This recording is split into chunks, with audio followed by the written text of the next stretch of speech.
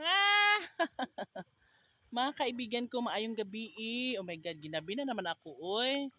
So kakarating ko lang galing Mindanao. Oh my God. So nandun na yung bagahe ko. Kinuha na ng pamangkin ko and let's go. Guys, may pintuan na pala yung pabahay natin. Di makita, no? So ayun na nga. Umaambon pa rin mga kaibigan ko. Buti na lang at ambon lang, hindi talaga yung sobrang malakas sa pagbagsak ng ulan.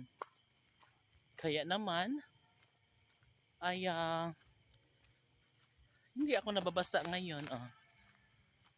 'Di ba?